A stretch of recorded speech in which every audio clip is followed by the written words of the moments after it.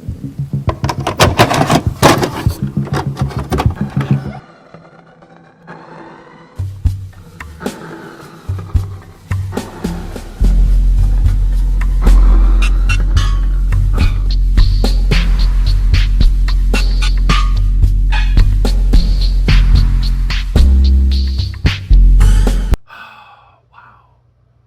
a minute, hold on a second. Guys, we're gonna be talking about one of my best horror films I've ever seen. We're gonna be talking about Rabid, okay? Rabid. We're gonna be reviewing Rabid. Or is it Rabid? That's I'm thinking about it, because this movie is based on rabies. Is it Rabid or is it Rabid? We'll have to just find out when the we'll have to, I don't want to get too deep into it.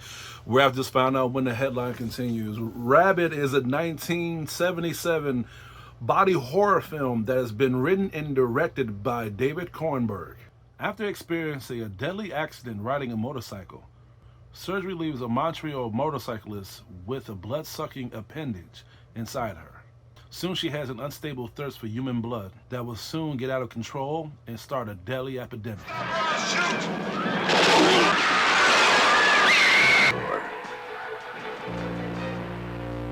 One minute, they're perfectly normal. The next, rabid. So I was right. That is how you say it. All right, cool. I was gonna say rabbit no matter how they pronounce it. But anyway, this movie was great. I highly recommend it to people who love scary movies, horror, thriller, suspense, post-apocalyptic, like every horror element of a film, especially when it comes to old school horror. Check this movie out. Check this movie out. And honestly, I was lucky to find out about this movie. My wife and I was watching, what movie was we watching? I think it was Children of the Corn, the old one.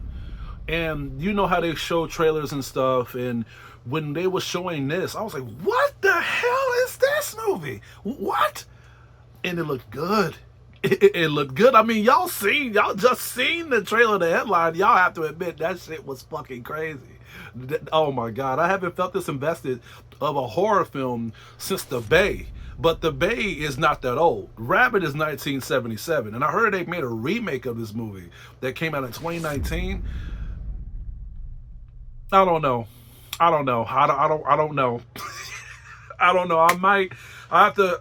Y'all just let me know in the comments if y'all want me to check out the remake of this. But for those who have not seen this one, and y'all interested in horror, I actually don't really have too much bad things to say about it, but we'll get right down to it. The movie picks up at a very, very, very fast pace when it comes to these two motorcyclists that begins to have this accident that's going to change Rose's life forever. Now, my only complaint is the lack of pacing. That's it. They got characters. They got people that's going to carry the story. They got people that's going to carry on to the whole plot. But we don't know shit about none of these characters. The main character literally is Rose, the one who is literally the rabid carrier. And she's in a relationship, I guess a great relationship, but we don't know shit about them. We don't know nothing about them at all. All we know is that they was both motorcycle specialists. They get into this accident, and her boyfriend is trying to see if she's okay, but he is getting derailed with a lot of bullshit that's ahead of him. As for like the plot itself, it continues right after the whole accident happened, and I'm gonna tell you right now, the accident was pretty fucked up. I mean, by Rose having the motorcycle being on top of her, she can't move. She can't move the motorcycle, and like the gas leakage and the fluids just get into her wounds, and then the whole fucking thing blows up on her and shit or whatever, which causes radioaction transfusion towards her bloodstream. I'm trying to explain this as best as I can, but this caused her to have this infection go in her bloodstream and cause her to have like this fucked up thing happen to her. And it made me realize something. As common as these accidents happen, is it possible for someone to have this type of, like, I don't know. I have to look this up. And if this is possible, this is a fucked up story. This is something really fucked up. And I love it. I love the way how they introduce this infection and just how it could really fuck you up if the whole thing can really happen. What I like about this film is that David Kornsberg knows how to do horror right. Now, I can't really fault him when it comes to pacing because there's a lot of horror films that does pacing terribly when it comes to character development in horror films. But he has done great when it comes to the horror being done right. When this outbreak begins to spread, when Rose wakes up in the hospital, we already feel the tension when she feels as if something's not right. Something's not right with her body. Her body is not acting up, and she begins to go into this murderous rampage when this whole infection takes control of her mental. Her mind is still there. She's aware of what's going on, but her cravings is really taking control of her whole mind state. And the way how she abducts these people, the way how she infects these people, and just the way how people infect others, it was fucking me up a lot, especially when they were showing some horror scenes of people knowing that shit is not right, and you hear the music build up and people end up falling prey and end up being until the infected's mercy. They show a lot of infected activity scenes here, like people getting infected in the car, people getting infected in the spa, people getting infected in the fucking supermarket, people getting infected in the movie theater, people getting infected in the street, people getting infected in the fucking train.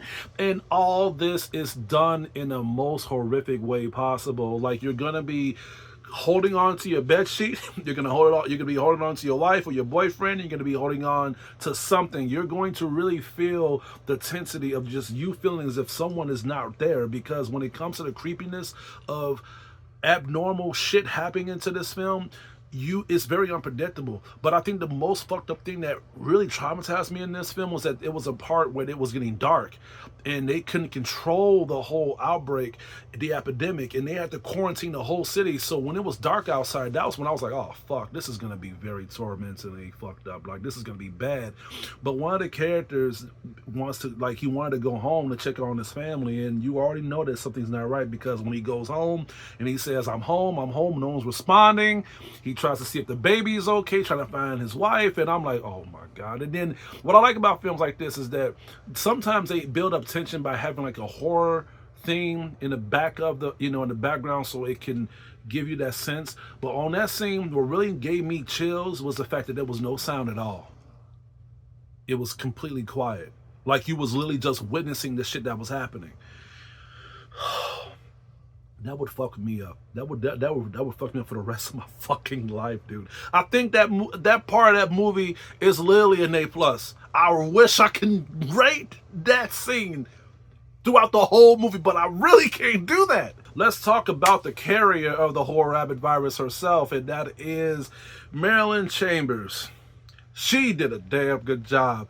She was just as witty, just as appealing, just as attractive, just as charming as her being a character, as she was frightening, as she was imposing, as she was threatening, as she was scary when she was infected. I loved her character, man. I don't think anybody could have done what she did, man. And that's the reason why I'm a little anxious to avoid not watching the remake. It might be good, but I don't want to risk it. I don't want to risk it, because the performance on this movie of her character did very good. But that also is a double-edged sword, because with her perspective of her performing so good as a character that's in a balance of being a good character and then at the same time being an infected character that is craving human blood and infecting other people. Everybody else was mediocre. Everybody else I just didn't really give a fuck about, especially the boyfriend. Which leads to the ending.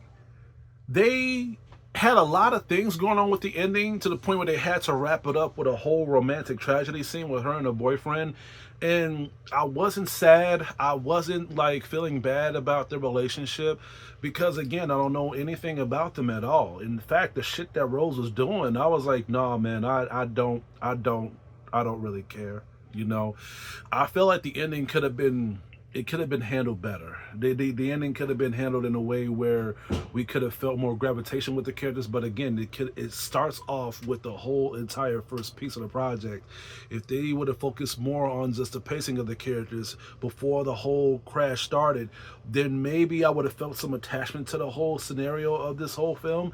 But overall, I think my wife was the one who told me this, and she said that the way how it ended could have been done better. I don't want to explain it because I don't want to spoil it, but the way how the movie ended, it was stupid. I'm just gonna leave it at that. It was dumb, even if we knew the character development from start to finish. But don't let that take away from you watching this movie. I rate movies with fair ratings. I have rated games and animes with fair ratings, and I have rated one of my best. Like when I rate things that I know, that I know and love for so much. Don't get it twisted. It's not gonna be an A+.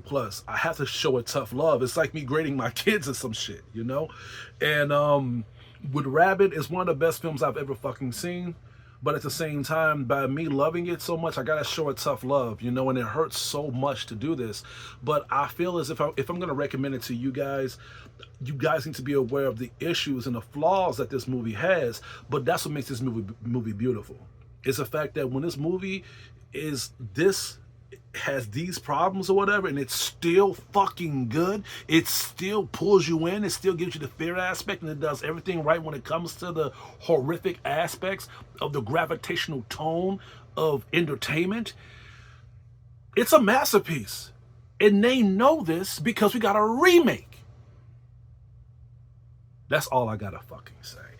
I'm gonna have to give Rabid an A-. Didn't want to take too long on this review, but I had to put my whole point across, and it's kind of risky, and it's pretty hard to do, especially when I'm reviewing something that I know and love. I gotta pour my whole heart out and my all emotions. So that's all I gotta say for today. Please stay tuned for upcoming reviews and videos. Enjoy. This is your TCT here, signing out.